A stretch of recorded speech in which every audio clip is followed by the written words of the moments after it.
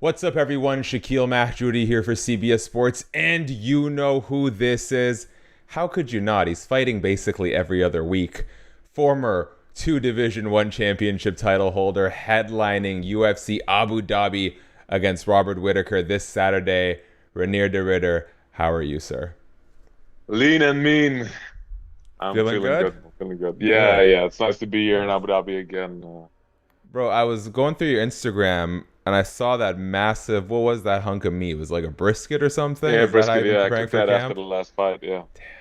Congratulations. Okay, well, let's not talk about the brisket too much until after the weight cut Yeah. and everything. Then there we go. How you doing, man? It's nice to see you. Yeah, I'm feeling good. All good. Would like some carbs and stuff, but that's life. Well, hopefully shortly. What's the go-to? I'm sorry. What's the go-to carb? What's the best? What carb do you want most right now? Like bread would be very nice, like a special bread. Okay. Well, Thursday, I Friday, traveled maybe. to I went to Turkey just before camp started again. So I went from Holland to Turkey for a couple of days. I had like the most amazing bread in my life, man. It was crazy.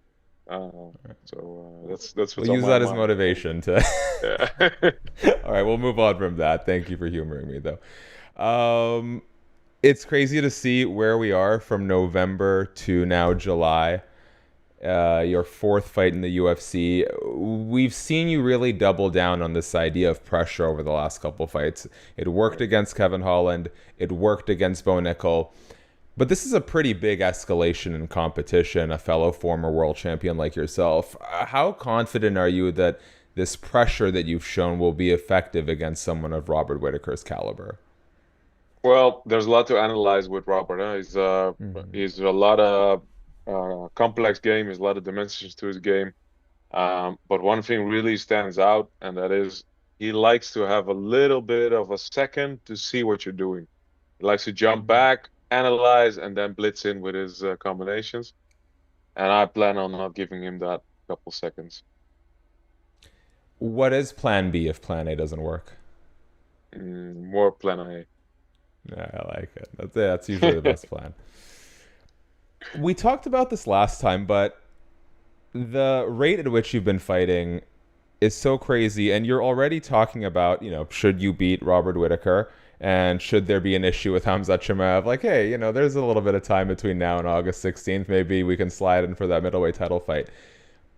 Do you have 5 years to live or something? Like, why is this the pace that we're going at, that you're willing to take on a middleweight title fight less than a month after fighting a former champion like Robert Whittaker? I have a little bit more than 5 years to live, but I don't have more than 5 years to fight. So I'm trying to make the best of it.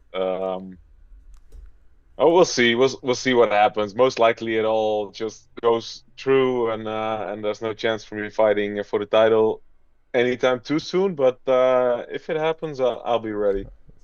But I don't know how Kevin Holland does this because he has even more fights than me. So it's uh, it's Yeah, pretty tough on the body. All these training camps. I think I had asked you last time if there's a chance that you'll beat Kevin Holland's record for 7 in 12 months, and I hate to say, Rainier, I don't think we're gonna quite get there. Nah, it's gonna be pretty hard. Yeah. Um. In Yeah. terms of the physicality, what is the hardest part about going through so many training camps so frequently? Yeah, I don't know because I've really been trying to put a lot of emphasis on recovery as well, which really helps. Mm. It's just the constant grind, and then some days I think the striking, the sparring, it fucks me up. But then other days I think it's just the wrestling and the grappling. It's just all together. And I really um, this is really becoming more and more clear in my mind. Is it's just the work that I put in is the most important thing. The hours on the mat is what makes me one of the best, and I cannot waver from it. It's just something in my mind. It's just 2 days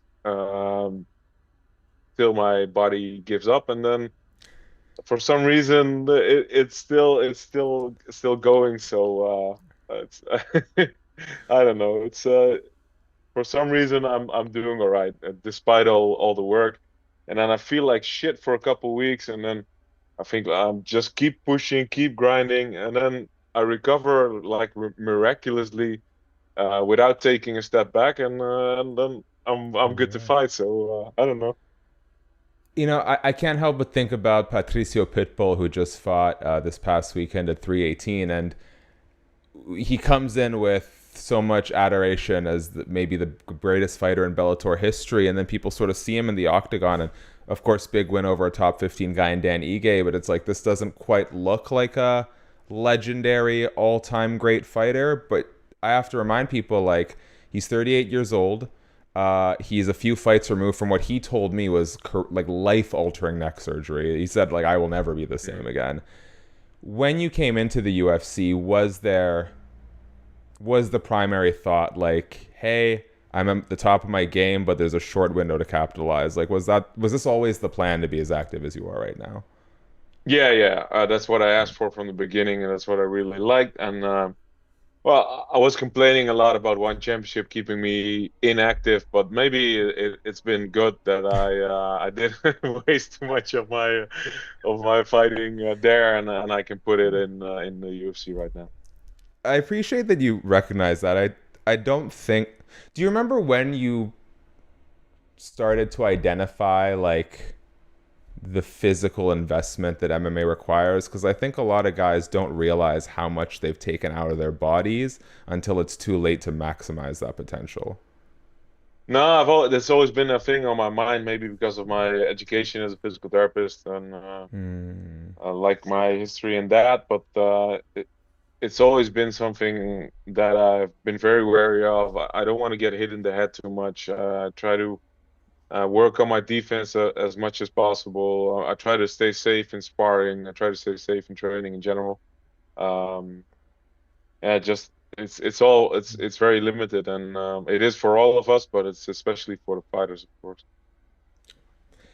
I saw you sort of give you a breakdown, I think, to Submission Radio about how you think Khamzat versus DDP plays out. You think DDP might take it in the last few rounds. Don't expect Khamzat to get it done early. So I won't ask you for a prediction again, but I am curious with the fight coming up. When you look at Khamzat Chimaev, what do you think is something a lot of fighters have gotten wrong in their approach to fighting him? Um, I think they are like Kamaru, Gilbert. They kind of stepped off the gas for a little bit, if you know what I mean. They Mm. kind of gave him the chance to start and to set the pace and to take the lead. And we saw in those fights that they were pretty much able to hang with him. And I think Mhm. if they would have come out a bit more aggressive, that they would have had a chance to beat him. Um, but we'll see. We'll see. Dricus is a guy who doesn't really hold anything back anyway in the first couple of rounds. So that's why I feel like Dricus is might be the favorite in my mind. But we'll see. We haven't seen Hamzat as active. Um, we didn't see a lot from him in the Whittaker fight because he took him down, stayed on top, and then finished him pretty quickly. So I'm curious. Maybe he evolved a lot as well. We don't really know where Hamzat is at because he might have just really upped his game and really evolved as a fighter as well. He's training with one of the guys I like to train with a lot as well in Baisangur, Mhm. Killcliff guy. So I don't know. It's an interesting fight. I'm very much looking forward to seeing it. One of my favorite things to bring up with any middleweight, I interviewed Dricus once, and he told me, you know, there's all these videos about people analyzing my style, experts talking about the nuances of my footwork. But the truth is, I don't know what the fuck I'm doing. Do you believe DDP when he says he has no idea what he's doing? It looks like it. It looks like it, but it's hard to judge. Why does it work so well for him? Because I just asked Robert the same question. And he Yeah, says I absolutely know that he has no idea what he's doing. yeah, it's crazy. Yeah. It's crazy. But Is what worked perfectly for him in the Robert fight is just that high guard. Robert yeah. had a very hard time trying to hit him. He popped him with a couple jabs early, but then he Dricus just put his hands up and, and it was safe. So there's a few things that just work very well for him. Okay, well, I'm glad to see you've been analyzing some game plans for your opponent. As we Yeah, wrap up here, because I got to let you go soon, and I want to preface this by saying this is in response to a quote you give, so I don't need people coming at me thinking I'm weird. Your wife manages your social media. What is the wildest thing she's seen going through your DMs? I don't know. She doesn't tell me. She keeps it to herself. Sounds like a good marriage. All right. Um, MMA is a weird sport, man. You ever get like any? What's the craziest DM you've gotten? No, it's not that bad. Oh, you're I good. don't really get too many crazy stuff, but I don't see a lot of it. So who knows? Maybe after this one, I'll get some interesting stuff. Okay, sounds good. Well, we'll be in the spotlight, so I wish you luck in what's Yeah. to come after this. Reinier de Ridder, ahead of your fight against Robert Whittaker at UFC Fight Night in Abu Dhabi, if there's anything you want to tell your fans, the floor is yours, man. Well, I'm very happy to be here again. Happy to be in Abu Dhabi. Thank you for all the support. There's a lot of Dutch people going to be here, which is cool. Um, I don't know. I've been training my jiu-jitsu with Bushesha, with Wagner Hosha. I'm doing my striking with Anglan Sang, with Henry Hooft. I feel prepared to show off all the good stuff. So hopefully you guys tune in.